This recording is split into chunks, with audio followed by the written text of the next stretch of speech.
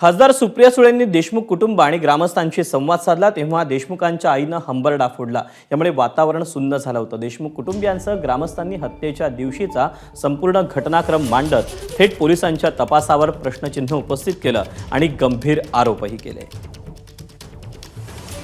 ह्यात सगळे कोण असतील तर दोषी माझ्या लेकराला मारणारे ह्यात सगळे पोलीसच असतील, कोण असतील फौजदार असतील, कोण जमादार असतील, काय असतील फक्त ह्यांच्यावर पूर्ण दोष।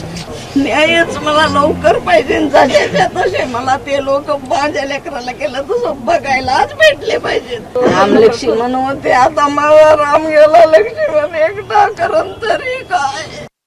त्यांची बदली नको तिथल्या पोलिसांची, डायरेक्ट त्यांना शिक्षाच झाली पाहिजे, एवढीच इच्छा आहे। हे सगळं झालं, पोलीस स्टेशन घेतलंच नको, त्याचा उपयोग त्यांनी कशामुळे केलं? पैशामुळेच केलं असे नाही, पैशाच्या जीवावरच केलं। ते काय पैसे खातात का? अन्न खात नव्हते का? जोपर्यंत प्रकरण सीआयडीकडे जात नव्हतं तोपर्यंत या स्थानिक पोलिसांनी तपास केला। त्याच्यामध्ये सगळ्या त्यांनी हे सोडून दिलं। तिथं गित्ते म्हणून एक कॉन्स्टेबल आहे, तो कंटिन्यू ह्या सगळ्या संबंधिताच्या कॉन्टॅक्टमध्ये होता आणि तो पीआय असेल, पीएसआय असेल किंवा डीवायएसपी असेल यांच्याशी त्यांचं बोलणं करून देत होता। पीएसआय राजेश पाटील आणि पीआय प्रशांत महाजन ते खरे आरोपी तेच आहेत। त्यांनाच हे सगळ्या जे आरोपीच्या त्यांचे सगळं संगनमत होतं। त्यांना डिटेल माहिती होतं की संतोष देशमुखला कुठं नेलं, काय केलं, काय सगळं डिटेल।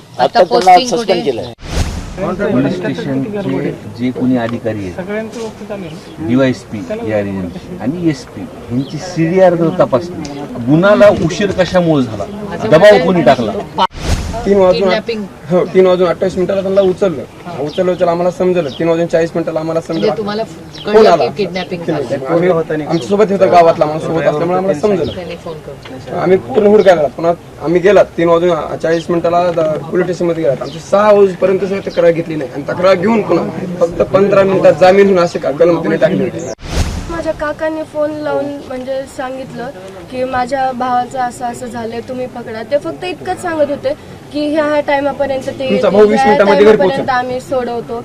म्हणजे ज्यापर्यंत आमच्या हातात डेड बॉडी येत नव्हती तोपर्यंत माझा चाचा त्यांना कॉल करून विचारत होता, तुम्ही कधी आणून देणार, कधी आणून देणार। तेव्हा ते सांगत होते की जिवंत आम्ही इथपर्यंत आलेत, आम्ही इथपर्यंत त्यांना आणून सोडतो, तिथं तुम्ही या। मग हे तिथं गेले की ते म्हणायचं नाही ते त्या दिशेने, म्हणजे कोण